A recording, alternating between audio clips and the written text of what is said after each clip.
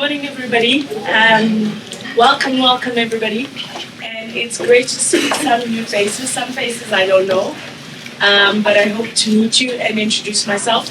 I'm Mate, the CEO of ACA and the CEO of South Africa. I'm going to introduce our panel. As Anwar has already said, you know, I hate this thing of going through people's CVs. Now my phone is dead. But I'm going to do it anyway so that the people who are worthy to sit on the seat and to engage with, and for Allison to engage with them, you know who they are and why they're here. So let me just introduce Allison Knapp Womack, and I keep on saying Knapp, and because it's a South African thing to say. Knapp Womack is the Chief Operating Officer at Effie Worldwide, the global organization that leads, inspires, and champions the practice and practitioners of marketing effectiveness. As COO, she's based in New York and oversees a key worldwide programs including the Effie Awards, the Effie Academy, the development of Effie's global network, and the broader operations of Effie Worldwide. Allison brings over 2 decades of agency and marketing experience, most recently as Senior Vice President and Chief Marketing Officer at Enterprise Community Partners, an affordable housing nonprofit in the US. She has also held multiple leadership roles at Omnicom's B2B agency, Dormus, including president of the flagship New York office. Prior to joining Doremus, Allison held senior positions at Ogilvy, Young and Rubicam, and Wunderman. Or you say Wunderman? You say Wunderman? You say Wunderman. Yeah, it can. Allison received a BA cum laude in politics and French from Mount Holyoke College and earned an MBA at Stern School of Business at New York University. She and her husband David live in Brooklyn, New York. If you are visiting, go knock on her door. She will welcome you. And are the parents of 2 adult daughters. Allison is an avid runner. Eloise, you can run with Allison. An avid runner, reader, and traveler. A lifetime learner. She's studying Spanish and recently learned to code in Python. Okay. Wow. Arne. I am about my name. Arne Rust, SAB, AV and Bev, brand director, a marketer trapped in the body of an engineer. I get it. Arne has almost 20 years of experience in commercial functions and consulting. He believes that it isn't a question of trading off between analytics and creativity, or between commercial performance and social good. The real magic happens when those elements align. So that's Arne from SAB. And then there's Pedro from 99 Cents, Head of Retail Strategy. Over 22 years agency experience, over 9 years at 99 Cents. And he's a 2021 Grand Effie winner for Checkers 6060. Various roles in client service, up to client service director at Salient, then 6 years as general manager at Salient, over 11 years experience in traditional strategic planning, set up and ran local office of New Zealand-based research company, Market Pulse International, 4 years market research and customer service measurement experience, 3 years marketing and business consulting experience through previous owned businesses, the brand seller. Welcome, Andre. And then Refilwe. I could go through his CV. He's got lots of things, but I'm not going to go through all of those things. Refilwe Manduleka is TBWA's Chief Strategy Officer and Yellowwood Managing Director. She does 2 jobs, guys. She gets 2 salaries. Common misconception. I need a debit order to my account. Refilwe is an experienced marketer with over 15 years working across multiple brands and geographies. Refilwe completed a business science degree with honors in marketing from the University of Cape Town and began her career at Unilever in 2006, working in the Asia, Africa, Middle East, and Turkey team across the span of global and local brands. In 2010, she moved SAB Miller, where she moved from SAB Miller, where she worked on Hansa Pilsner, and the second largest beer brand at the time in South Africa. Her time there included work on strategy, sponsorship, and communication development.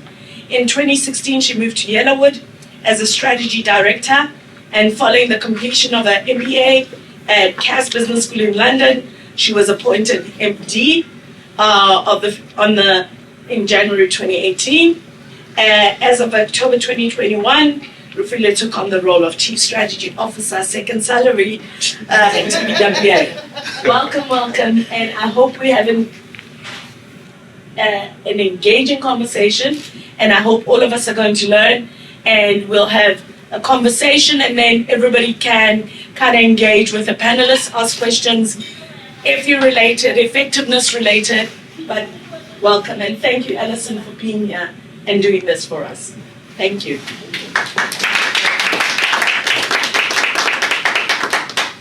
Just from the breakfast, I have kind of made the observation the panel isn't going to be shy, so. This is my second trip to South Africa. Oh, I can't do that because the mic's right there. I am so honored to be back here and to have the opportunity to meet with the marketers in this community. So thank you. Monte introduced the concept of Effie and our mission. And what I do is work with partners in 55 different partnerships that service about 120 countries around the world. But wherever you go, Effie stands for the same thing. And when we talk about effectiveness, the idea of the Effie framework that starts with identifying challenge, context, and objectives, then the insights and the strategy, how the strategy is brought to life, and the one that's weighted most heavily, of course, are results. That framework applies to Effie everywhere.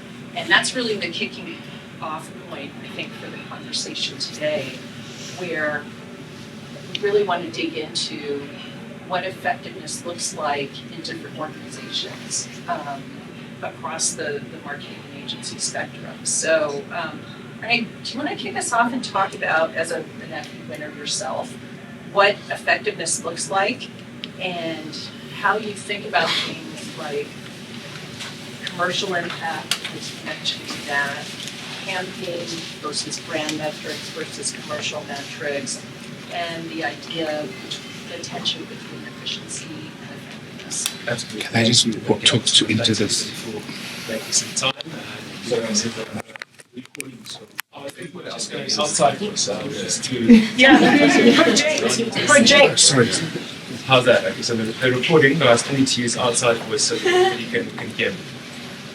I think it's a fantastic question because I think it's a heavily overlooked topic, and I think it's behind much of the heuristics that marketing has in why marketing doesn't have a seat at the table at the C-suite, why the revenue management and the sales guys sometimes overrule what marketing is about.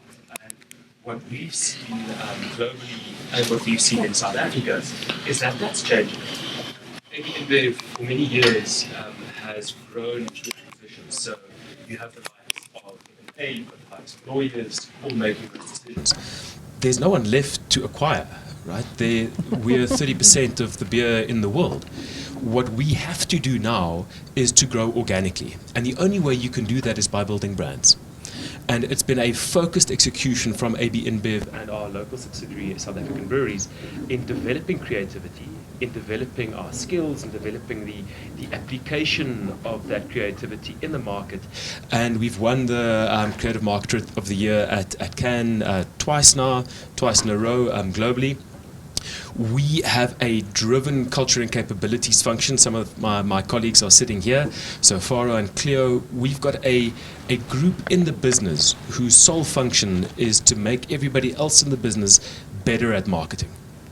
We've created a nomenclature, a vocabulary to talk about creativity, because it's hard sometimes, right? You get feedback from an agency.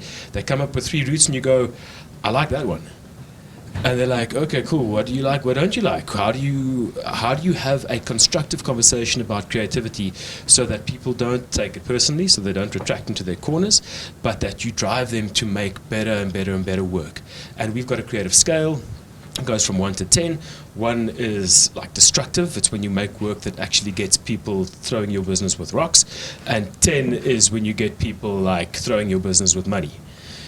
So, like on that scale is the conversation that we have, and I've got targets. My whole team has creative spectrum targets, and on that 10, the throwing the business with money, that to me is a segue into your commercial aspect of the question, because at the end of the day, we're here to create value, and we as marketers, you either need to drive volume, or you need to drive price, or you need to drive brand affinity, and these things aren't living in silos. And I'll give you a practical example. Carling Black Label, which is the brand that I run, in 2018 took price, 2 Rand price. And we all know elasticity, price goes up, volume goes down. Unless you're like Louis Vuitton, but we're not Louis Vuitton. So we're Carling Black Label, Zamalek, we took price 2 Rand and the volume just dropped out of the brand.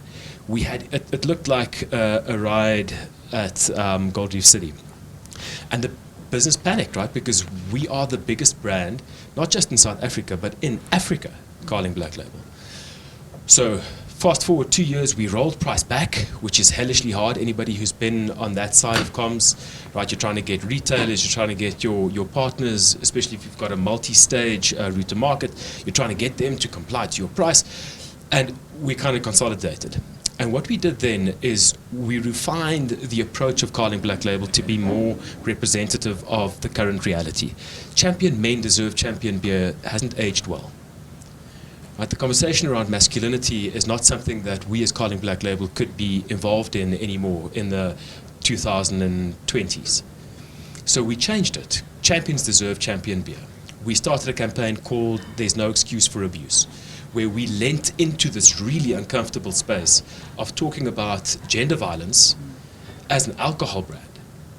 So, I mean, there you can really feel the hackles. Imagine you're explaining to the CEO, you know what we're going to do is we're going to have a campaign with our biggest beer and we're going to talk about gender violence. You can see some people like walking out the boardroom. But because it was clear and linked to what Carling Black Label was all about, we were able to use that purpose. And if you want to talk about champions, you have to talk about villains. You can't just talk about one of the two, right? If you want to talk about the light, you have to talk about the dark. And by doing that and by being really clear about what our role is as Carling Black Label, we were able to grow brand power, which is an internal metric. It's like market share, but just how much people love you, share of desire. And because we were able to grow brand power, we were able to take price, then we grew power, then we took price, we kept growing. We've grown in 5 years 86% on volume. So wow. It's a mad number. That's a CAGR of like 16 on the biggest brand in Africa. We've added $500 million added incremental onto the net revenue line. So that's what happens when these worlds align. My little spiel about analytics and purpose and commercial. When these things align, stuff like this happens. We were able to unseat Heineken as the strongest beer brand in South Africa. Carling Black Label is now not just the strongest beer brand in South Africa. We were rated by Mark Lives as the 3rd strongest beer brand in the world, ahead of Asahi, ahead of Budweiser in the States, ahead of... So that, I think, is what I see as my job, as my calling. And it's something that I want to keep doing. I want to do it on Hansa next. Well, Please do. Please do. I'm very sad about what's happening on Hansa. Sorry. well, no, I have a mic, but why don't you pass the baton to Pedro, because I think how this translates into a pure retail environment probably has its own complexities that you can share with us. Okay, definitely. Hi, everyone. So it's quite interesting, time-wise. We won in 2021, but it was actually a 2019 campaign. It was a campaign whereby Checkers finally took a leap of faith and launched their loyalty card, their loyalty program, Extra Savings. Why the lag was we had a little thing called COVID, so we'd entered in 2020, but it got postponed to 2021. So a couple of things. The first thing is Checkers, the ShopRite group, our client approached it from the last mover advantage. Everyone talks about first mover advantage. They were quite comfortable sitting it out and waiting up to 10 years before they took that leap of faith. And by then, there were other programs in the market that were long established. But like anything, from a marketing perspective and a management perspective, what was really important was it had to be insight-led. It had to be built around what consumers were looking for. And the client drilled down to a very simple insight, which was, and research was backing this up year on year. Programs were getting more and more complex in South Africa, all kinds of tiers, barriers, chopping and changing of point systems, were you getting points, were you getting cash back, etc., etc. So it was all about smoke and mirrors at that stage. No one really knew what they were getting on that card that was being swiped, or quickly forgetting, whether it was of real value or it was just a couple of cents that one could ignore. So it was a case of cutting through basically all that BS. The smoke and mirrors, the confusion, the tiers, and tiers in probably more than just one way, in that there were programs gold, silver, platinum, whatever. We had to do all these leaps, but I think tiers in that people actually weren't benefiting, weren't seeing anything tangible. So the challenge to us was quite simply articulate this in a way and make a serious impact and bring this to life within the market. We've come in so late. We've only got one shot. We've got to get it really right. It was also brave from their perspective was to launch in the run-up to the festive season. 2019 was already showing economic-wise signs of deterioration. People were trading down. I think load shedding had kicked in by then. And yeah, the sentiment was poor. So you had to get it right. You were going to market over the busiest period, where just in terms of share of voice and clutter, you're up against it. And at the same time, you don't want to come back a year later with cap in hand saying, sorry, we didn't quite get it right, we need to reassess. So with a very simple message of instant savings, a program called Extra Savings, a program that cuts through all the smoke and mirrors. Creatively, what the agency brought to the table was, well, magician's all about smoke and mirrors and sleight of hand and all of that. So at that stage, probably one of the world's most famous magicians was a chap called Dynamo out of the UK, and he'd had exposure on DSTV locally with, I think it was called the Magician Impossible. He'd performed here as well. So, there was awareness, and we leveraged that. So that combined with a very simple program, 6 different ways in which you could sign up, which I think was super effective. Everything from WhatsApp to USSD to a dedicated till in-store, and numerous things, QR codes and what have you. That set us up for success, us and client, obviously. The other simple thing they did was a really bright CI color scheme. Some will say it's garish. It was orange and teal. What is teal? It's that strange greenish color, which you might have seen on the weekend. Yeah. Now, the organisation is powerful, but trust me, I don't think they swung that decision to wear that kit. I think we can blame F&B. I don't know if anyone's here from B. I think it's a slight colour change from F&B. Anyway, so yeah, our national rugby team played in colours that are very similar to our client, and there's kind of been some press saying, what on earth's happened here? We actually twisted arms there. Nice aside. But getting back to what was delivered. So, simple message, a nice twist in the tail in terms of cutting through magician's sleight of hand, set us up for success. The target was to, so the campaign broke at the end of October. The target was that by end of December, early Jan, they'd hit 1.5 million sign-ups. They got 1 million sign-ups in the very first week. So people were quite ecstatic. They hit 3.5 million within that set period. And bear in mind that at that stage, a certain competitor, who won't name but has a black and white logo and talks about being different,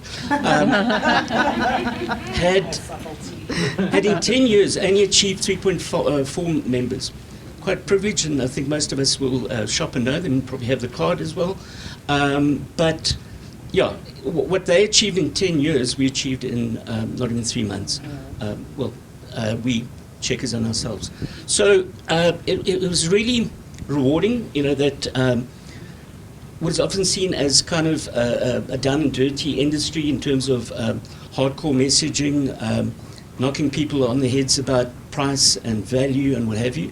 That campaign broke out. It got noticed and has set up Checkers for success. Today, Extra Savings has, within the Checkers group, the Checkers brand group, over 10.6 million members. That success was so impressive after the initial launch in 2019 that they fast-tracked the rollout for the sister brand ShopRite. So ShopRite is more mass market, a price fighter, whereas Checkers is more premium. So what then resulted is ShopRite sitting in a program of about 17 million members. So combined, 28 million members, all under the Extra Savings banner. And if I'm not mistaken, the biggest loyalty program in South Africa. So, it's been a fantastic ride. And yeah, it has set up not only the Checkers brand, but the bigger group for success going forward. Well, congratulations, a lot to dig into.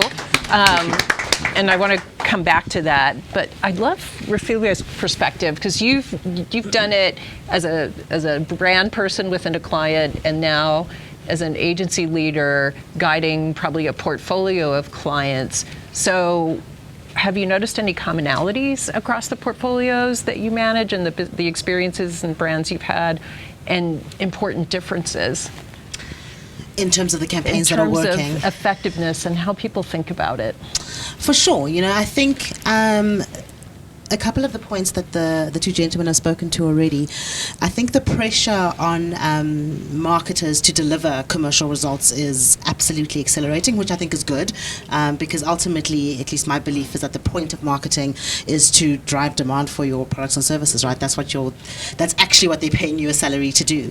And so that pressure, which I think is amazing, is actually leading clients to be a lot more focused on the holistic picture of what actually drives return, both in terms of leveraging your brand in order to drive results, as well as in terms of how you think about the role of creativity in driving those results. So that commonality of CMOs and their teams having to have a much more commercial focus is absolutely there, and the pressure from organizations that they work for who now understand the power of creativity in unlocking that, which is huge.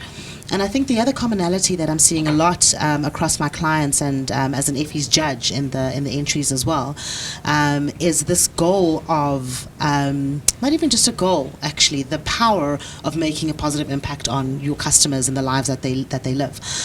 Whether we're talking about kind of bride armor, whether we're talking about savings and helping them become to get more value for their money, whether we're talking about helping people feel included. There's the campaign from earlier this year that has been cleaning up a lot actually in other award categories. So there's the PPS Forgotten Graduate campaign, there's the Cadbury campaign about children's books in our African languages, right? There's a lot about actually there are so many sectors of our society that are left behind that nobody seems to care about, and the power of engaging them, connecting with them, including them is enormous, not just in terms of that we feel good about ourselves, which is also nice. It's nice to feel good about yourself, but delivers significant commercial returns. And I think for me, those are probably the commonalities that I'm seeing in terms of the work that we judged just now at Effie's. A lot of that kind of work, which is great, but also just in terms of the clients that we work for and the desire to do more of that kind of work. Oh, it's phenomenal. You alluded to this and as well as the others about the commercial imperative and the relationships and confidence required across the C-suite to really drive growth in a productive way. So and I, as a CMO, I spent probably more time on relationship building some days than anything else. But how does it work in your organizations, and what's been successful that the people in the audience can kind of take away as they progress in their own careers and they explore channels in their own organizations for really making that work for them. Me? Yeah. Okay, sure. So not as a CMO in an organization, let me first put that on the table. But I do have the benefit of working with some truly extraordinary CMOs in many different businesses, some of which are in the room. And the thing that I notice the most is exactly that. So genuinely showing an understanding of how your business makes money and how the work that you are going to do is going to help the business or not. And knowing that, right? Knowing the difference. In fact, Kenzie, the CMO of Nedbank, spoke at a MTN event recently, and she kind of alluded to that. So knowing to be able to say commercially, this is the objective that we're going to hit. It's going to drive whatever it may be. More beer in the Northwest Province in this pack format because I know that this is what it's going to achieve. And knowing how to have that conversation, knowing how to have conversations about profit and demand and how it's going to impact results. And I think sometimes the marketers that I think struggle to sell things in from a client point of view are the ones who are not quite equipped to have that conversation, right? When they are challenged on, is this going to be profitable? Is this going to be enhancing of whatever metrics a business may have? If you don't have a deep understanding of the business, there's no point. Don't even try and have that conversation. And on the flip side, being able to say when it's not going to do that, right? To be like, look, I don't know. This thing that I want to do, and I'll maybe use Bright Arm as an example, I don't know if it's going to drive results because that's not the job. That's not what I'm trying to do. I'm not trying to drive sales. I'm trying to do job X. And I think being able to have those two conversations credibly is what I see as the clients that I have that are able to do the most breakthrough and the most disruptive work in their brands. Yeah, I'm terrific. sure you guys let's hear from... No, you're spot on, right? If you can't speak finance, then you can't sell anything in. If you can't understand cannibalization and incremental profitability and speak through a P&L, and especially when you're talking about innovations or return on investment on buying big sports properties, then you're sitting there and everybody's having a conversation and you can't partake because you can't speak that language. And I think once that starts, and some practical advice on how to do that is spend some more time with the whatever they're called in your organization, right? The revenue managers, the PPM people, the strategists, the bean counters. Because at the end of the day, someone's going to be counting the beans. If you have a strong insights function, insights is a great way to structure a conversation around ideas. Not to use it as a crutch, right? And I've seen research that said, this is going to be a disaster, we shouldn't do it. And then in the conversation, we just decided, you know what, we're going to do it. And we did, and it was very, very, very successful. I've seen the flip side. Research went, you know what, we should do a 1 liter pack. We should never have done a 1 liter pack. Please tell checkers I personally apologize. But you also learn through these things that you need to trust some of your experience. I think that's a great push. I also think getting your organization to drink the Kool-Aid. Because I got the question the other day, why are South African breweries employees it's almost a cult. Right? You will not find a competitive product in my house. It's not a thing. It's just like, and someone was like, oh, are you? It's like, well, we've got 90% market share. That's how we roll. If you work for Nedbank, I've got a friend who works for Nedbank, and I'm not going to say his name because he also banks with ABSA. Scandalous. You know? But that's been at the core of the South African breweries model of how we build brands, because anybody can make a good beer. But it's very hard to create a beer that stands for something, and it's very hard to get it everywhere where it needs to be. So I think in terms of marketing, and there's some alumni here, and even the Nedbank, Kenzie, she's also ex-breweries, where we thrive on building brands. And then you need to get your people to believe. And we've done some things on Black Label that I can share. So we're all about Africa's most award-winning beer. Our whole thing is about there is no better beer, and like anybody who disagrees about anything else, they agree that Carling Black Label is the best beer that money can buy.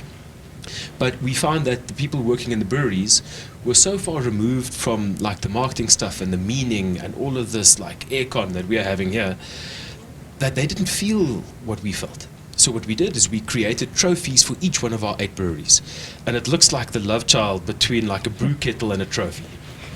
And we went to each one of our breweries and we went, Alroad, here's your trophy and the awards that you've won in the past, right? You've won 6 or 7 of them. Newlands, Roslyn, Ibai, Prospecton. If you win another gold award, we will come to your brewery. Everybody gets a t-shirt, everybody gets a booty roll, everybody gets a high five. And we want you to go win more gold awards. And this was last year. We called it the Keeper of the Trophy. And what we actually wanted is them to bring their families. Because you don't just work in isolation for a company. You're part of a family unit, right? You take whatever what happened at work, you take home. And if you're able to show your family, look at what I did. Look at this gold award that I won. And that's exactly what happened. So now, 2-3 months ago, Ibai Brewery in Gqeberha won a gold award at the Australian Beer Awards. So we went there and we did a whole thing with the entire brewery, gave everybody t-shirts, and then you get like a shared belief. And then you start seeing things happen like that's so much bigger than just your marketing campaign. Because people see gaps, right, where there might have been out of stocks, all of a sudden there's volume. Where there might have been a service level problem, all of a sudden everybody's there doing that. So that would be my other, whatever the thing is that'll, a clear vision to get people to run in the same direction that you want to run in, magic. That's great. Okay, so the approach, or the way I'll tackle the question ultimately in terms of accountability and bottom line performance ROI is, I think that was also one of the key reasons that the ShopRite Group had to embark upon a loyalty program, because we're missing out on the collection of customer data, customer insights, and the tracking of purchase behavior. Now they're sitting with probably hundreds of terabytes of data, but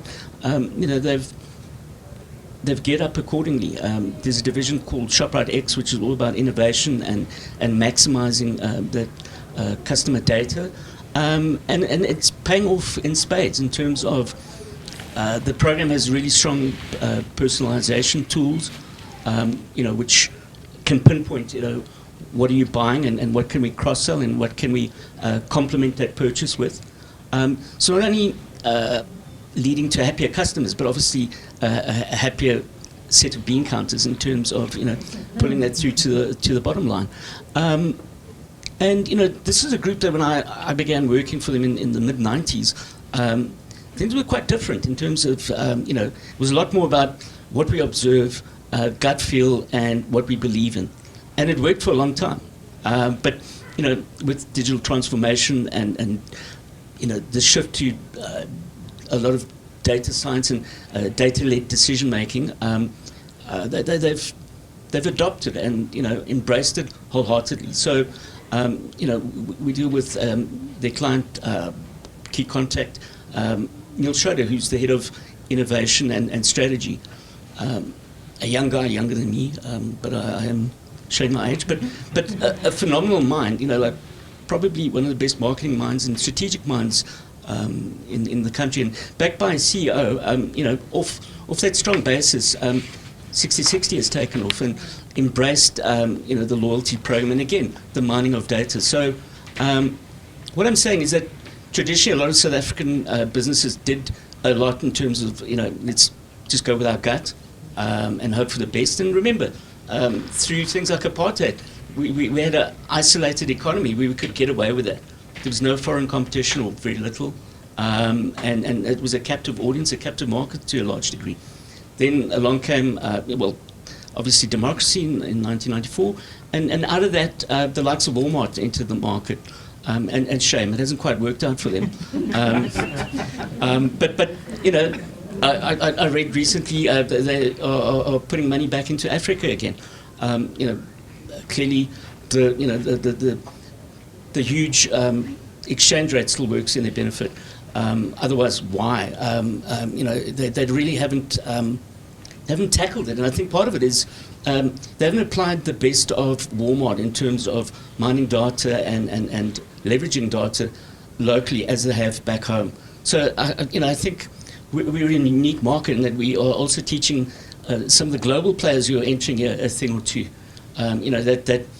If you don't adapt and just bring first world thinking that doesn't take cognizance of our uniqueness, you'll struggle. And they'll be the first to admit.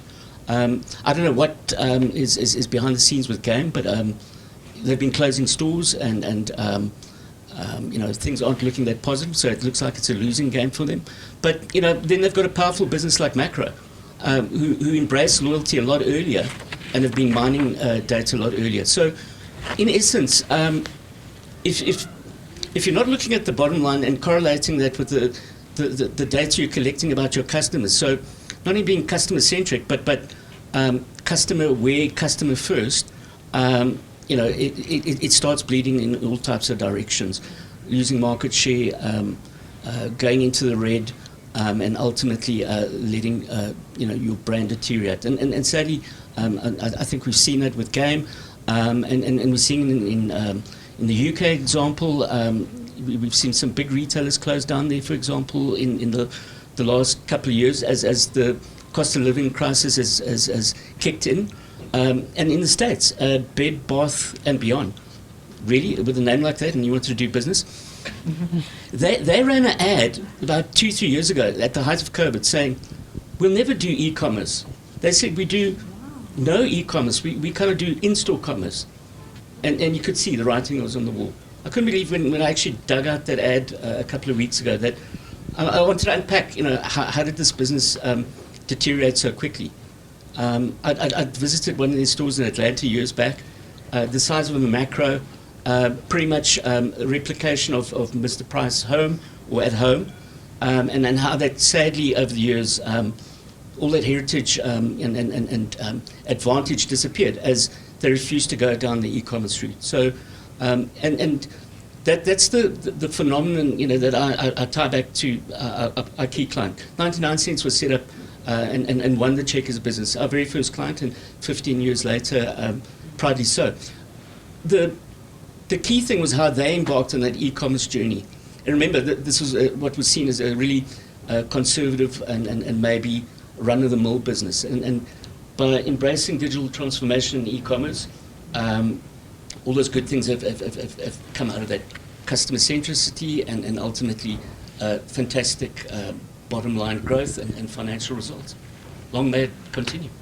Yeah, well, and you alluded to this too about the measurement opportunities inherent in digital transformation. And I think, that's the big challenge with effectiveness, right? It's a little bit of an art and it's a little bit of a science. You have so many things you could measure. You have to pick the right ones that tell the story you want to tell. So how do you think about that? Yeah, agencies are often seen as having to lead in terms of, definitely when it comes to identifying trends, opportunities, the next big thing.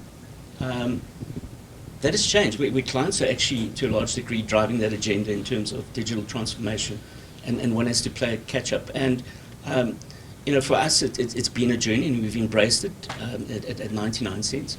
We've had no choice. When your client sets up an innovation hub, that is all about leveraging data science and being future fit. You either shape up or ship out, or you quickly jump on the bandwagon. I've thrown in 700 what do we call it? Metaphors, alliterations, and what have you. Thank you. But at the end of the day, if you're slow to move and embrace digital transformation, you'll be found wanting, and we've seen it overseas, and we're seeing it locally. It's really a case of adapt or die. There's no happy medium. There's no other alternative. It's embrace it and leverage it. And it's quite hard because at my age, I'm still transforming. Never too late, John. If you would mind just repeating the question again, because there was something there that had triggered. really about thinking about measurement as an art and a science. You have so many options available now, just data exploding in terms of what you can measure, but you have to choose the right things. It's expensive to measure, right? So you have to be very precise about how you invest, be maybe creative about how you can intuit things. And it sounds like, I know AB InBev is probably way ahead in terms of the sophistication. So how do you think about it? We do. We lean a lot on analytics, right? We've got a global analytics center in India. We've got lots of support. We try and involve data as much as we can. We've got clear KPIs, and I think that also makes it much easier for agency. Like, what am I doing? Am I trying to get people to now drink on Wednesdays, or am I trying to get people to buy cases instead of six-packs? And the work that you can see coming out of those two briefs, very, very different. But I think that that's applicable to all kinds of different industries. On your options point there, something that we as marketers also have to embrace is our responsibility as brand custodians. Because for a limited time, we get to work with these things that are way bigger than us. And sometimes you have to make a choice. What topics do you want to address, and what topics you should actually just walk away from?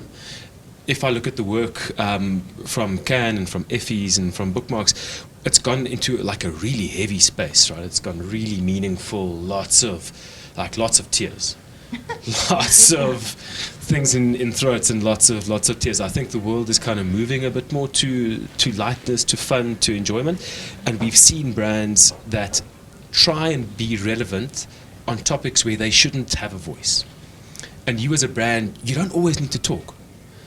But you only know that if you know who you are. So whatever framework your brand uses to define, if it's an archetype thing, right, which one of the archetypes are you? If it's a values-based brand positioning thing, what are your values? What are the topics that you are for? What are you against? And if it's not on that list, it's not your topic to talk about. We often, as Black Label, and specifically in No Excuse, get approached by the survivors of abuse to help create safe spaces. And we are very clear that we know bad men are the problem. And our role as Black Label is to make men better, to go help men either fix themselves or to put them in touch with men that can help them be better. So if I only have 10 gold coins, I'm not going to spend one of those coins on helping the survivors of abuse. Not because it shouldn't be done, but because that isn't what we should be doing. There are other way more capable, way more directed, way more, like Joko does a great job of addressing the survivors of gender violence. But every coin that I spend there, I can't spend on Father a Nation, and I can't spend on mentorship, and I can't spend on trying to get men back to school. So those kind of topics, when you're talking about all of the options that we now have, all of the markets, all of these channels, these things, a trend pops up. Should we, shouldn't we? Is it inside your brand? And you get brands who they just talk about everything. And they become because people expect us to be personas. They get to know your brand. And if you're weird, then you're like this bipolar brand. Right? Don't be weird. It's kind of you can see brands who know who they are and brands who don't. And we've seen this in our portfolio. Like, our brands have gone through times where the brand's confused. And you can see that in the volume. You can see that in the brand power. You can see that in the way that consumers interact with you. So be very choiceful ahead of time about what you're going to go do. And the stuff that you say no to is as important, if not more so, than the stuff that you go, okay, this is my route and I'm sticking to this. This is what we're going to go do. So you're to summarize this, because this was not the answer I was expecting to this question, which is fabulous. This is why we do this, is that measurement is really tied to identity and purpose. What you measure is what you do, and what you do is what your brand stands for. And if you have to have a clear perspective on all of those things, or you'll be weird brand. You'll be weird brand. Then which one of your brand attributes are you trying to, who are you as a brand? You will never see a Carling Black Label ad where people are cheersing. Because we aren't about creating togetherness. We're not about making you feel like you're part of a group. That is Castle Lager. Castle Lager is the everyman in its archetype. It's there to make you feel like you belong to a group. You will always see people pulling each other in, and it's about this, and it's a cheers. No one cheers in a Carling thing. A Carling thing, it's about you. You as the individual have the power to change the world. And we as Carling, we recognize and reward that champion within. That is literally our brand purpose. In the middle of our brand archetype, or positioning, what you call it, is Carling Black Label exists to recognize and reward the champion within. And if the work doesn't do that, Carling Cup absolutely gives the power to the fan to vote for the team. No excuse, it helps you to be the champion that you can be. Score predictor, we reward you for getting the score right. So you can see all the work on that one line. If it's not on that line, we're not doing it. Yeah. Can I Feel like just- jump yeah, in. Just on the metrics, there's a lot that I want to speak Yeah. on, but I won't. Yeah. I'll stay focused. Just on the metric thing. So I've judged Effie's for a couple of years now, and before that was Apex. And I can tell you for nothing, the measurement thing is a personal bugbear of mine because I'm a strategist and quite analytical. I think what I see a lot of in terms of the cases that don't do well is not selecting the metrics that matter, right? That's what I see a lot of. You sometimes, and I'm going to assume that it's not out of malicious intent, but maybe just not perhaps knowing better. You kind of throw a lot of information at us that has got nothing to do with your case or what you're trying to prove. And the other thing that I see a lot of is information that sounds impressive but isn't. I think you have to be aware that the judges are people who've worked in the industry for a long time. It really does bother me. So, and I'll give you two examples. Obviously, I'm not going to talk about the brands. You know, when a brand submits a case and says we're the number one brand in category X, and sorry, they don't say that. They just say we're a brand in category X, and we want to take over this specific brand called brand B. And because I live in the world and I've worked in the world, I know that your brand is 10 times the size of that brand. It's kind of like, is it really that hard to do what you want to do? Yeah. And I think that's important, right? When you're building your cases, assume that people live in the world and they know things. And when you set an objective that you want to defeat the tiniest brand in your category, when you have 10 times their budget, you're 10 times their size, it's not, you're not going to win. And simple things like there's another there was a brand that entered that it's one of the biggest brands on the continent, and they were talking about how they got 1 million impressions for something, and it's like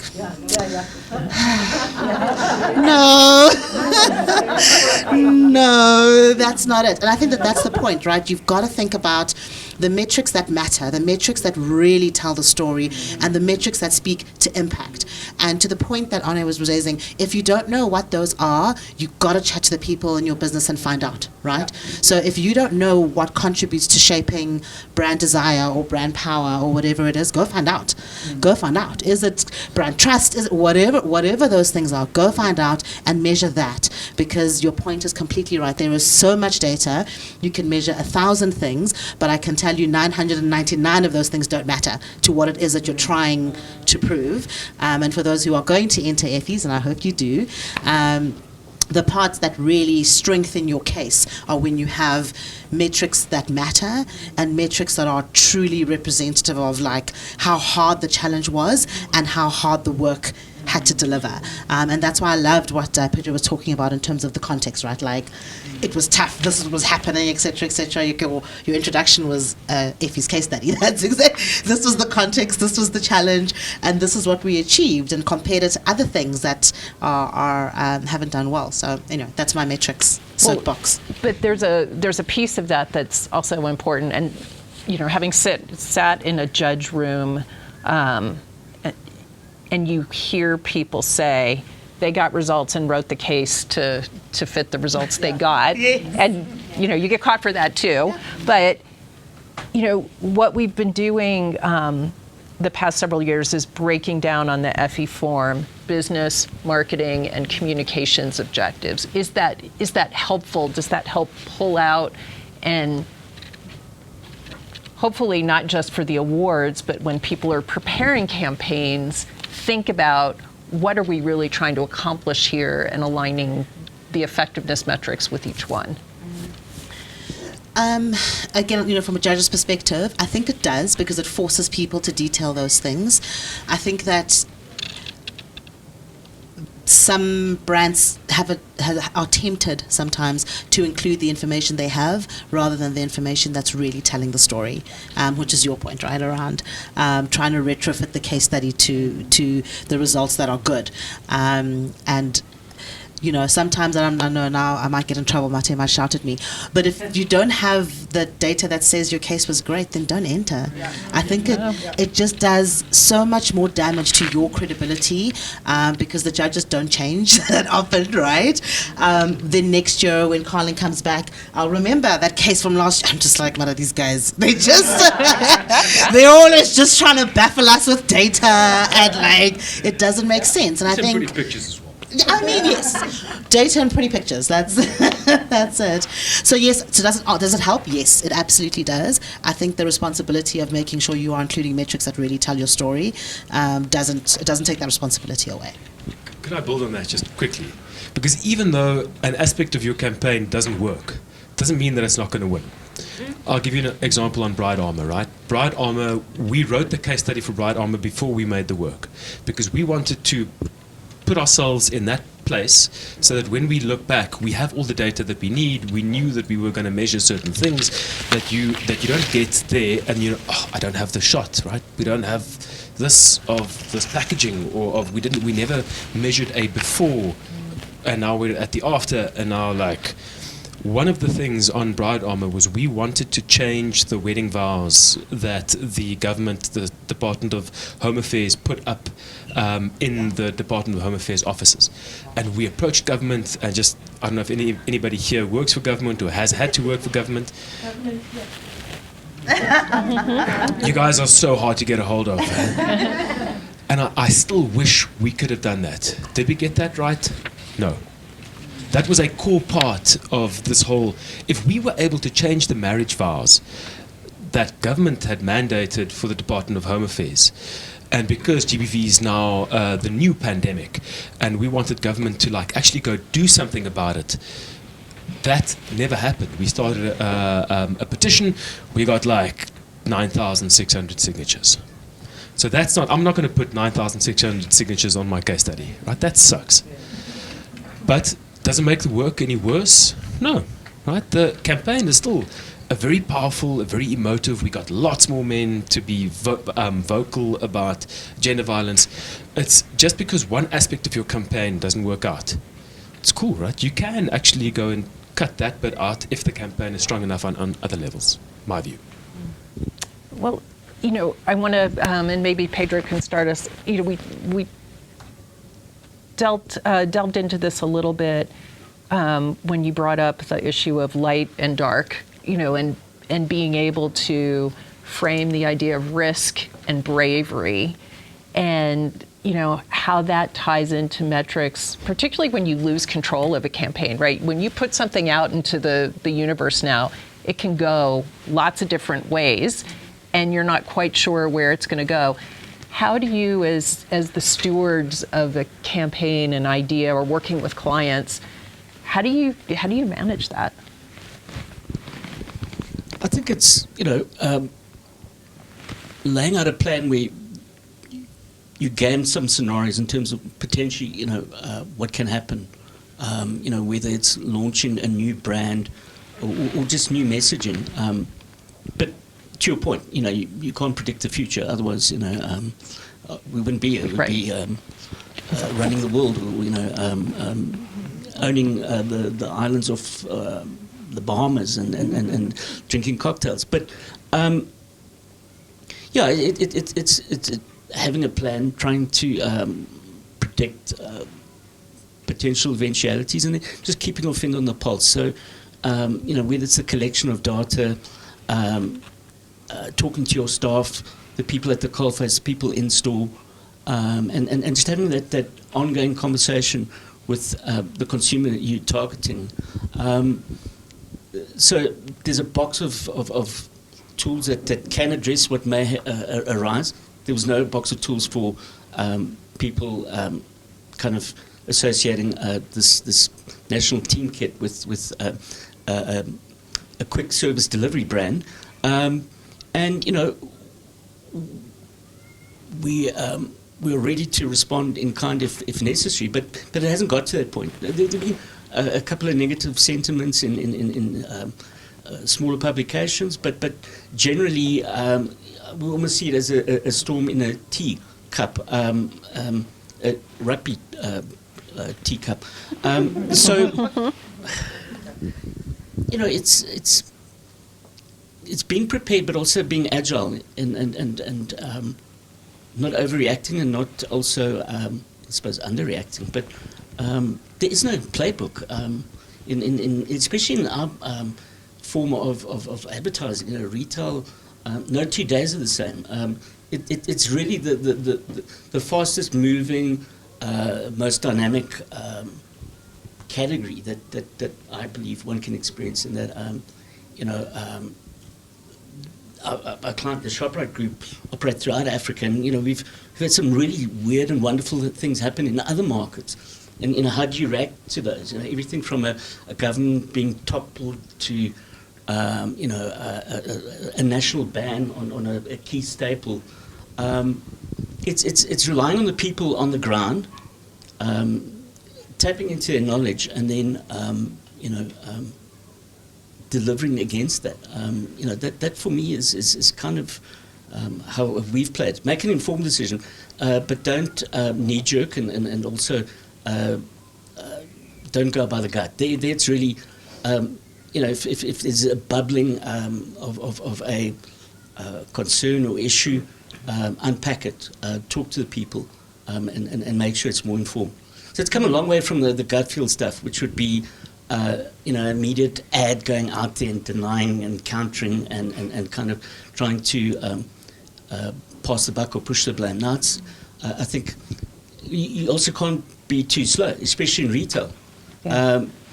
But sometimes it's better to wait and sit it out than, you know, go out there forcefully and actually tackle it in the wrong way and be seen as almost... blustering through the issue.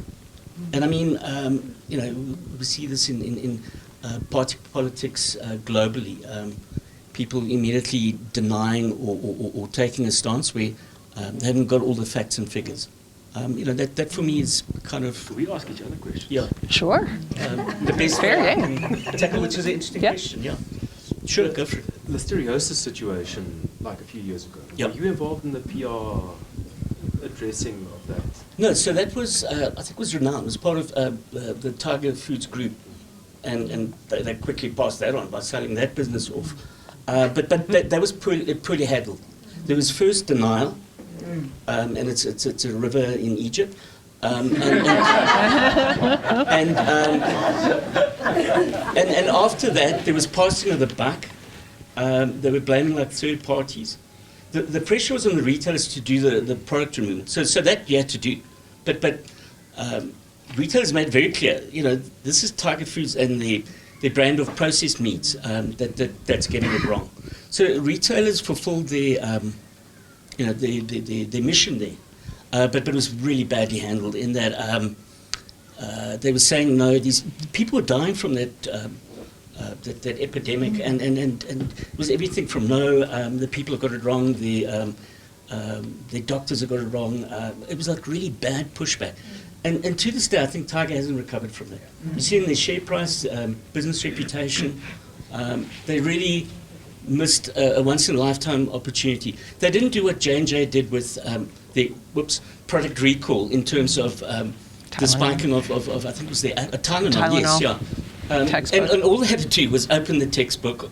How did Tylenol respond? What did mother brand or company J&J do? And how was it resolved? These guys threw it away and did everything that J&J didn't do. So, a great example of a negative that could have been turned into positive. It actually turned into a greater negative.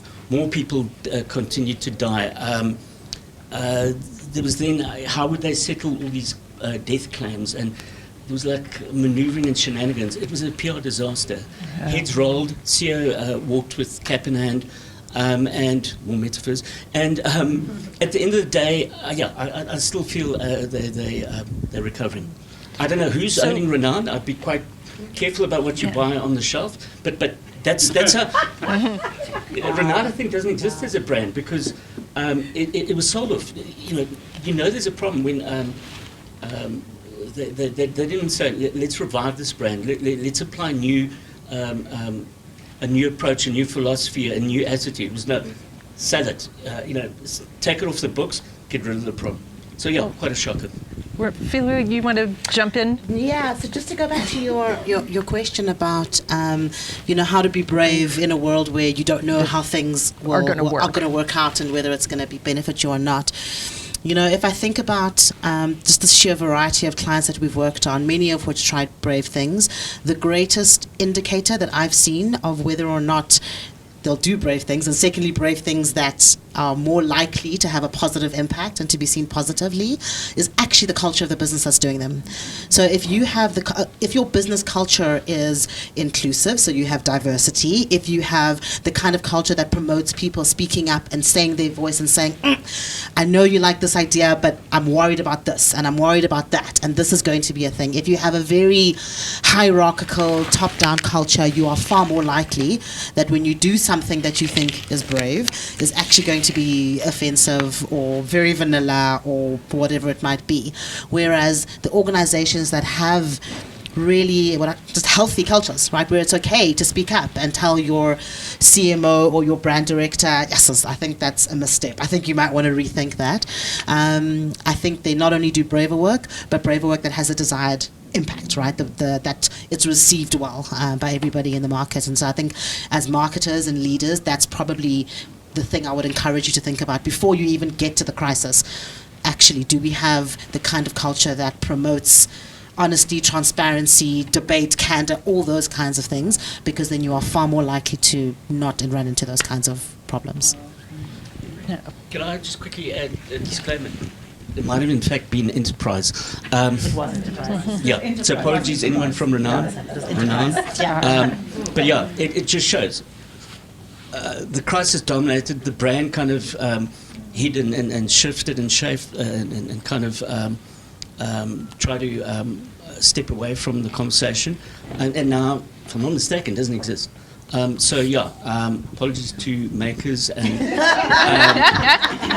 consumers of Renan. I might even have some bacon in my fridge.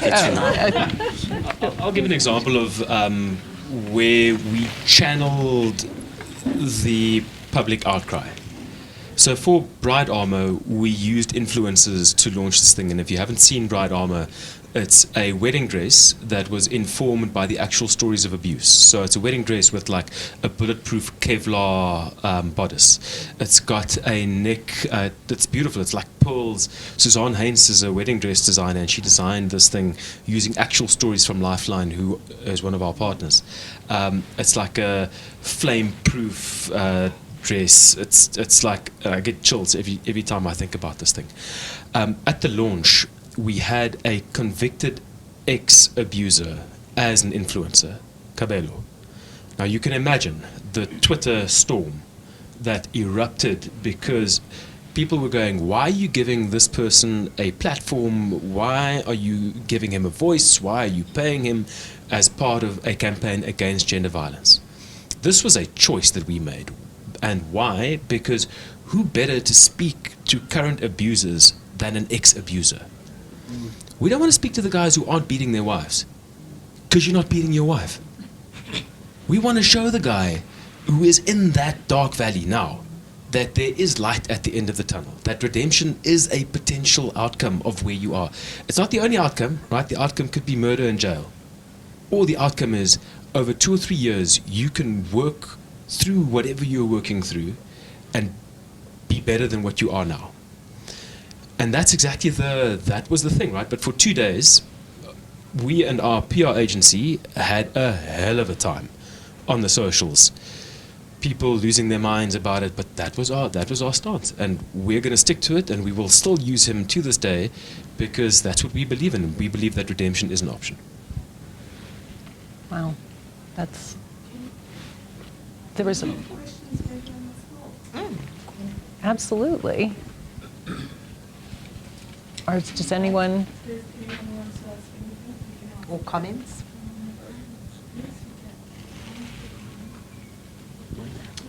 Should we get the mic back there? Yeah, stadium voice with a mic will probably. Hi everyone. I don't even think this works. That's for the camera. My name is Shireen Jafta, and I've been in the industry for a long time as well. My background is mainly marketing in the financial sector. So what I found is, I'm going to talk about experience, so this is a comment, not a question, is that what I find in the financial sector is that we're moving more into being human-centric. And human-centric is where the global trend is around responsible social marketing, and we can see that coming very through Checkers, where they highlight the importance of the 60-second drivers at the moment, where they're running that campaign. And also where we found our moment of truth is in the fact that communication strategies are not creating the necessary impact. One, because data is under threat. One, because the third-party cookie tracking is being removed.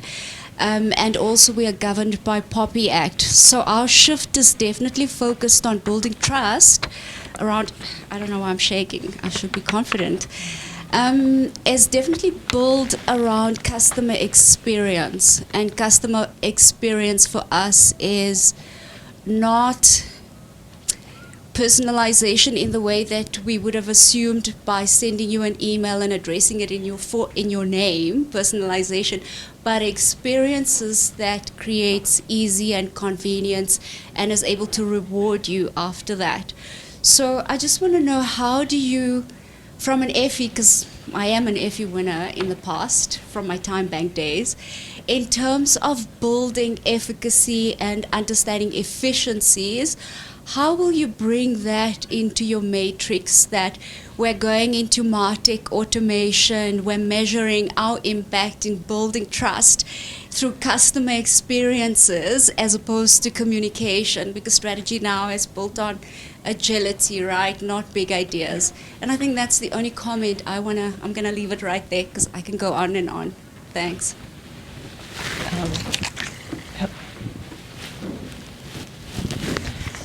No, it's,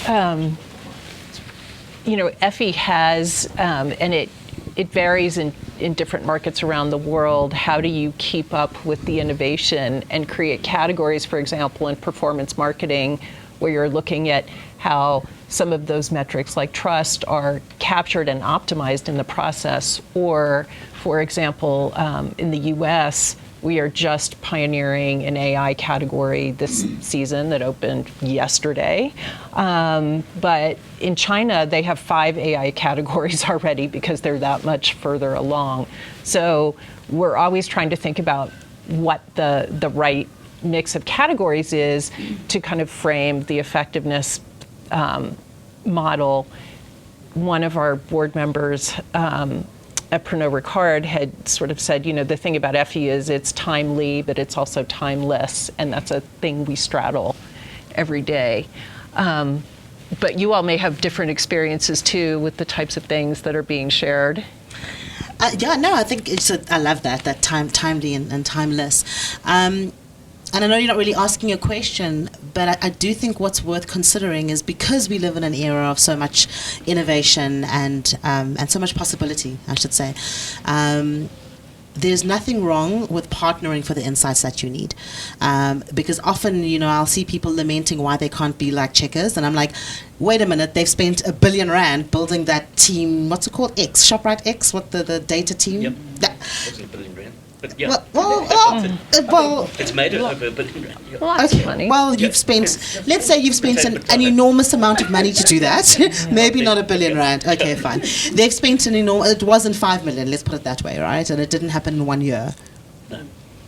So, and I think that's the thing, that sometimes you forget or you don't know of what it took to get there, what it took to deliver the X savings, I want to say X because it's got that cross, but anyway, extra save. There you go, extra savings and Chica 60, and you don't. Not everybody can do that, but there are so many ways in which you can still get amazing data and amazing insights, right? One of the things I was talking to Arne about earlier on is that as Yellowwood, which is my other job, we do the Gen Next report every year, and the Gen Next is talking to 7,000 young people across South Africa to find out what's going on with them, right? Now, you may not be able to do that, but it exists, and so you can use that to find the insights that you need to develop the kind of work that's going to be insightful. There's an amazing company I came across recently called Gussie Insights, who do, I think it's 21 markets that they survey every single month, and they interview 11,000 people in each of those markets every month. Everything from sentiment to retail behaviors to all sorts of things. And it's no. It's I mustn't say, it's a startup. I guess they started about in 2016, I think it was. It's run by a gentleman out of Kenya. But again, right, it's this reality that people need information, people need data, people need to understand what Africans, because Africa is the least surveyed country in one of the least surveyed continents, in the world, and we need to know what's happening. And I think that we don't know enough about that. We don't share it with each other to be like, hey, do you know that? Do you know that that's where you can go, rather than trying to build it yourself and then it's not as good as Checkers and then you're sad because you've now spent whatever it is, 15 million rand and not gotten what you wanted out of it. And I think as marketers, it's our responsibility to be aware of those things and to bring them to the table, to say, cool, you're not going to spend 10 million rand on that. What you can do is spend 100,000 rand on the Gussie Insights report or the Gen Next report, and it's going to give me enough confidence and data to make the right kind of decisions that drive my business forward. So we need more mics. I'll shout. Just for the recording. Yeah. Oh, I'm here. For the Netflix special. Just a very, I think, as people who've worked in marketing for so long, have you experienced challenges where your marketing campaign is amazing, but operationally the business isn't actually delivering on what you're saying you're marketing, and you've got to wrap a stone in wrapping paper. The business comes and says, marketing, you're just drawing pretty pictures, you've got billboards, but we're not selling anything. What has been your response to some of those kind of examples of operational inefficiency affecting marketing effectiveness? I can venture an answer there. It's a lack of planning from the marketing side. I'm sorry to say, but when you plan your campaign, you have to take all of your internal functions into account. So you have to work with your trade marketing, you have to work with your supply side, you have to work with, and if they can't deliver on the check that you're writing, then postpone the campaign. Because otherwise you've got this beautiful thing, right? You're making this promise and you're not keeping it, and then not only does your business take the flack, right, but you as marketing then look like you don't know what's cooking. And what you need there is lots more alignment between you and your operational function. Which industry are you in? Oh, so I run an agency. I run an agency and I service a number of businesses. Sure. And we always find ourselves on the back foot because internally there isn't alignment. So the product is shit, but you've got to come up with a great marketing campaign. No, that's And then we're told we're wasting money, marketing effectiveness down the drain, but No. it's because the product is bad. yours isn't it's not a unique problem, right? But then it has to come from the inside out, because otherwise I love that, wrapping a rock with paper. Then you need that alignment. You need to make sure that the thing that you're promising is something that you can deliver. We've seen it specifically when we launch innovations. We aren't great at launching innovations because we're a scale business. So we often struggle when we try and run small things. So we launch Black Crown Gin and Tonic. Right, it's a great liquid. It's a beautiful positioning. And then we stock out. And the campaign is on air, but there's no stock for love or money in any of the, and that to me is not just a organizational failing, that's a marketing failing as well. Because in those conversations, you need to then have decision points in the brewing, in the supply chain planning process. We have to forget about the fact that we're just marketers. We're not. Right? We are making promises that human-centric, we're making promises to people, and we need to keep them. I've gotten calls from disgruntled tunnies who literally phone the front desk at breweries and want to speak to the Lion Lager director. And she's like, I can't find Lion at my local. And then I'm like, I'm very sorry. You know, when we have to make a choice, we don't make Lion Lager because unfortunately Lion doesn't make us as much money as the other products. So I'm just really honest with her and I apologize. And that I don't think is marketing, but I see that as part of my job. And I love those moments. And then she goes, thank you. And I go, thank you. And we put down the phone. So in those, you need to speak to your clients so that they work better together. Yeah. Can I add to that? So I completely agree with that. And one of the things that can be helpful in the short term, because I know how hard that conversation can be around you're not doing a great job aligning with your people, and often there's a credibility issue with the marketer involved, and they're not respected in their business. Girl, I've seen it all. I've been there. One of the things that is really helpful is to reframe your KPIs. So in organizations where that happens a lot, where they are told operationally something amazing will happen and then it doesn't, and then marketing is held accountable, what you can do is say what we will be accountable for is the number of leads we generate, not the conversion of those leads, because that is something you have no control over. What we will be accountable for is something that you can control. Exactly. Fight for the KPIs that you can hand on heart deliver and know that you're accountable for, and then push back when they say to you, no, but we want you to have a sales metric. If you say, but like your customer service is a shot show. You've got 10,000 people phoning in and they can't open accounts. I don't know what to tell you. And I think that for me is always the short-term measure. Anna is completely right about the long-term solution. Your marketing team, they need to sort that out. But in terms of, especially from an agency lens, think about what you are going to be accountable for that you can control. So, very quickly, I think, and one has to be really brave, and the client has to understand and buy into it. But to launch when you're not ready, well, the product isn't right, or distribution isn't what it should be. Often you've only got one shot to do it properly. It's really short-sighted to go out there and hope for the best, and then have all the pushback.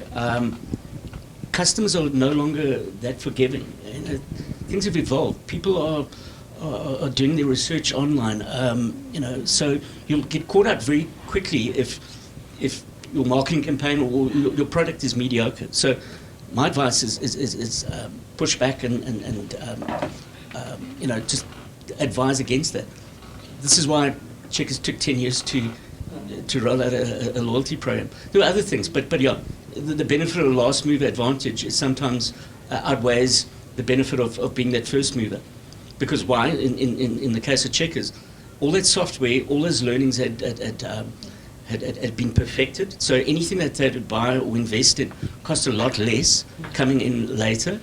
And they were able to identify what everyone else had got wrong and overcome that. So yeah, good things come to those who wait in some cases. Thank you. Yeah. Part of that? This is the part of the video that I'm sharing. I'm not sure that you need me to use this, but I'll use it nonetheless. And so it's quite a long-winded statement that will result in a question, possibly for people on the panel, but I'm actually going to pose it to Kenzie, and there's a reason, right? Surprise panelist. So because it's all very well and good to say wait it out, negotiate, push back. What we know in the room is that that's actually not how it plays out in real life, right? So in light of having conversations that allow us to be able to I can go back into my organization and do something that matters. All of you spoke a lot about being very intentional, excruciatingly intentional about what it is that you want to do and therefore what it is that you want to measure, right? But we know that clients come in, right, wanting everything, right? And agencies actually don't have the confidence to push back as much as they could, right? And then you get cases that are trying to do 20, 40 things when they actually shouldn't. And the reason I want to put you on the spot is to go, you work on a brand that's exceedingly in a category that's exceedingly difficult to actually work with, right? But we've seen what's happened with a Nedbank, for example, that there's been intentional, and you can see them. So I don't even know what your strategy is. I don't work on your brand, right? But you can see it through the outcomes of what the brand has done in different spaces, that it's been very singular with what it is that it's trying to achieve. So my question to you is actually not about your strategy, but it's about how would you advise, especially also given that you're a client, how would you advise the agency world to help push back, right, to say this is what we should be doing in order for us to actually get to a certain result versus trying to be a spray and pray? Yeah, I came to just listen. I guess for us, the way we work with our agencies is, and it feels the same with 99 Cents and Checkers, as they're our partners. So it's not like an agency-client relationship. And I really mean that to the extent, I had a situation 2-3 weeks ago where procurement actually said, no, we must do a pitch on this because I don't know fucking what. Like, and then I was like, no, we're not doing a pitch for this reason, blah, blah, blah. So the partnership we have with all our agencies, especially the lead through the line agency, makes them feel like they work for, like, at Nedbank versus just like agency, which means that when they push back, there's no fear of saying, oh, I'm going to lose the business or whatever. I know that they've got the best interests of my business and the brand at heart. And I mean, to the extent where they have shares at Nedbank, like, which is very important for me, because that means you have a strong belief in if our share price goes down, you're also losing money and stuff. To the extent where even in driving transformation and diversity in the agencies, we funded the deals to help a lot of our agency partners, like, really. So for me, I think that's the what we've built. I hope the agencies would say the same, is a partnership model where they can very easily, like, say no, Kenzie, like, and I'll take it, I'll listen, and yeah. So I think for me, that's, I guess, what we've built. Can I ask a question? You've earned it. It's actually, is it Pedro? Yeah. Yeah. So and it goes back maybe to Refilwe's point on culture. I've been very fascinated with Checkers over the last few years, and I think I even made a point to someone to say, I really want to hear the Checkers story, because what I've seen, I think you guys have done a fantastic job. And honestly speaking, was there something that changed internally from a culture perspective? And if there was, what changed? Was it a leadership change? Was it, or did it just almost, you just stumbled on it? Like, I don't know. I'm fascinated into how you got there. No, it's a great question. I think it was, so the brand is positioned as better and better. So it's been a journey of continuous improvement. But, there have been some landmark developments that have fast-tracked that. And you're probably referring to maybe in the last 3 years. COVID played a big role in that 60/60 was being trialed pre-COVID. I think we're talking about October, 6 months before the serious lockdowns in March. So the beauty of Shoprite, when they do move, so this is the thing, they might sometimes be a late or the last adopter, but in terms of that last, what do we call it, the last mover advantage. But when they move hell fast. And operationally, they're untouchable in South African retail. And you can ask any analyst, any competitor, they'll admit that. They moved really quickly to then roll out the stores that could basically deliver to people who are locked in at home, deliver within an hour, deliver efficiently, a fantastic app, really easy to use, and it's shown in terms of all the awards they've won in terms of innovation. So there you had a serious storm, and then it became the perfect storm in that a company had a great product, they scaled it up really fast, and have continued to deliver that. And also, what has helped the brand is developing a kind of cheeky challenger brand mindset. Poking fun at circumstances, at competitors, but putting a smile on your dial and being more than just providers of baked beans, bacon, and beluga caviar, enterprise Viennas. So 60/60 played a big role. Extra savings definitely added to that, in that now they're able to personalize their offers. And also the rollout of flagship stores, which they call Fresh X. That shopper experience, that retail theatre is world class. The store designs have won awards globally. So a convergence of factors. But yeah, it's definitely ramped up in probably the last 5 years. And I'm assuming it becomes a flywheel, right? 100%. The more success you see, the more you're open to. Yeah, and not resting on your laurels. So we're being continuously challenged. The marketing team, the business is being continuously challenged to, next level. Amazon are entering, they say, next year, and that's going to rock the boat. So we'll be ready for that. Yeah. So maybe a build on that question from a supplier perspective is we often present, to Pick and Pay, to Macro, to Checkers. The vibe in the room when Checkers is there is mad. Like everything is yes, and we can try this, we can have the store there, and it is like chalk and cheese versus the other retailers. Like the moment that Checkers walk in, Which is different. No, but that's what I was going to say, right? And I think back to Kenti's point, because I think that's important. If I reflect on my time working with ShopRite Bowers and I was at Unilever versus what you're describing, completely different businesses. Like 100% different businesses. And so it would be interesting to explore what changed. Like how did they change it? Yeah. There was one thing they did operationally was with the splitting of brands. At one stage, both brands were being run by the same operational team. They realized, no, you've got to split it operationally. You can't just have separate brand marketing. So I think that's played a role behind the scenes. And I think even the buyers have embraced that. It's like describing a different business. Yes.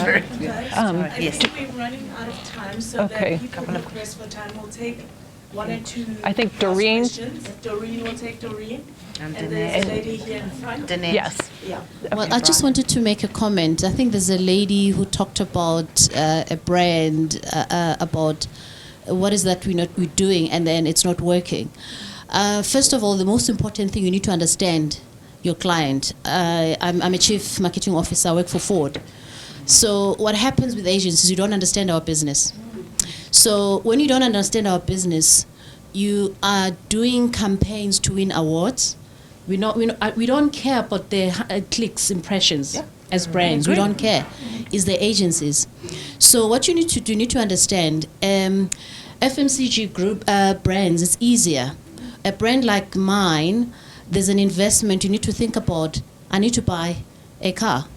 And it's a huge investment. You're looking at buying a car or buying a house. But the brand marketing or agents is what you need to do. 2 jobs for us.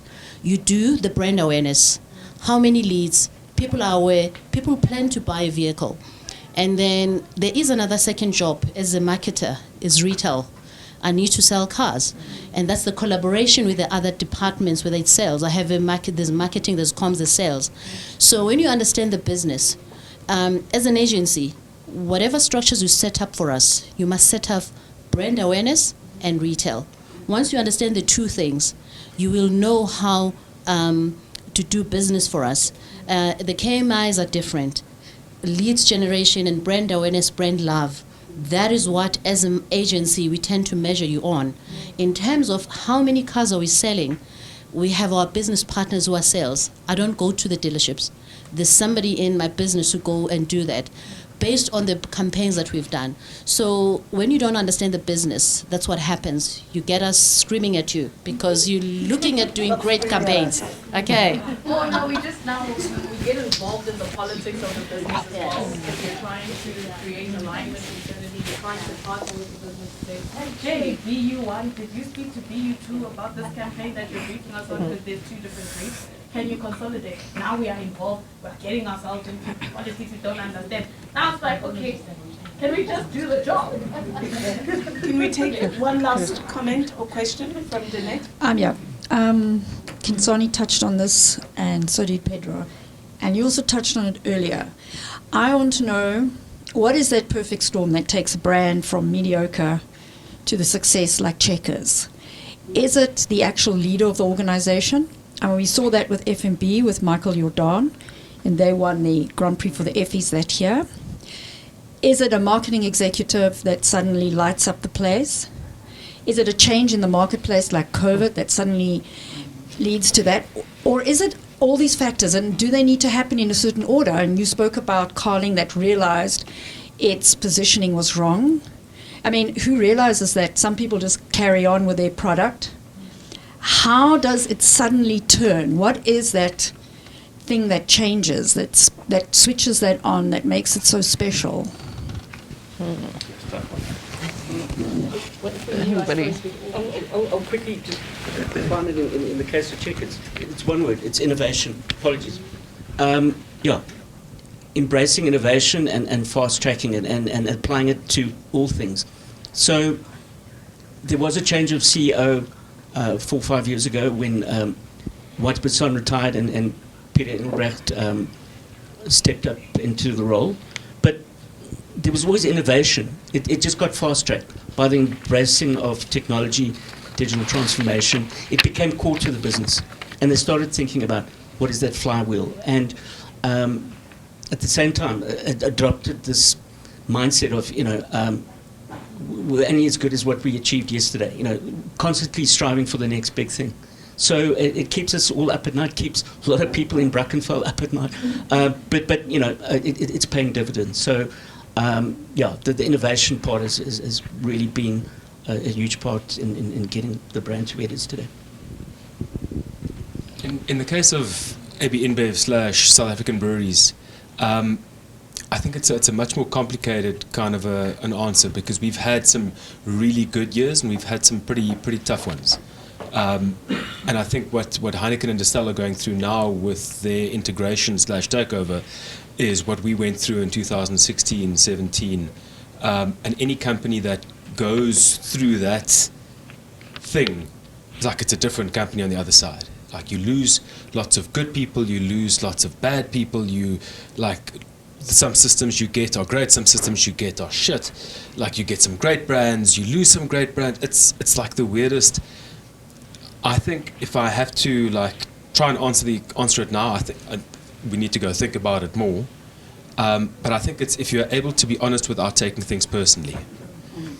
Because being honest, like in the Carling example, we could see in the volumes and in our brand power results that something was wrong.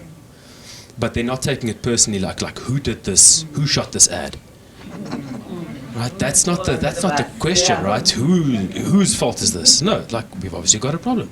Let's go and dig into it. So being honest with yourself and then going, right, so this whole masculinity bus that did so well for us for 40 years is no longer working. We need to pick a lane and change. New packaging, new communications, new everything. That's just in the Carling example. As a business, we went through huge supply issues, but that's just because of integration and new people, and it's a complicated thing. I don't think there's one answer. No. Can I venture one? I don't think it's going to be right, 42. But let's try. Yeah. That's it, 42. And again, I'm just basing it on, I really do have the perspective of a lot of different leaders of businesses. I actually think it's the definition of luck, right? When preparation meets opportunity, and that's what it's about. We are so fortunate to live in a world where you can answer any question. We know that having a purpose matters. It brings great people to your business. It aligns what you're doing. We know that culture matters. We know that the world is moving from a trend point of view where customers are moving. We know data is a thing. All those things we know, right? So make sure that you are preparing yourself as a human and your business for those things, because then when the moment comes, you're ready. You're not sitting there wishing you had started a data science team 10 years ago so you could take advantage of it. You're not sitting waiting you'd invested in Martech so you could do it. It's really that. Make sure that you are prepared, that you know what's happening in the world, because then when that moment comes, that perfect storm, the COVID or whatever, the South African Sign Language becoming included, whatever it is, you're ready. And that's what I see the best marketers, when I talk about my clients, that's what they're doing. They are obsessed with being prepared for that moment when it finally happens. Sure. Okay. When we wrap it up, Here. Sorry, I just want to answer your question around agencies. Okay. Yeah. Around just some of the learnings is, what I found in my experience sitting on client side is the agency, when a brief is shared, comes up with a big idea, but you're missing the go-to-market part.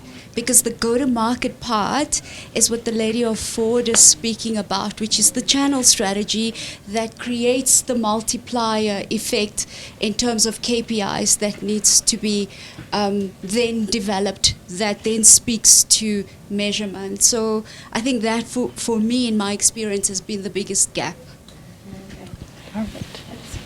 So, I guess we'll leave everybody with one thought, which is luck favors the prepared, which I'm glad you brought up. But I think we'll close with that. We are grateful to our panelists. Please join me in thanking them for their really just an honest, transparent conversation. We hope you each are taking away at least one thing and maybe more that you can implement in your businesses today. And on behalf of Effie Worldwide and my partner Mate, thank you.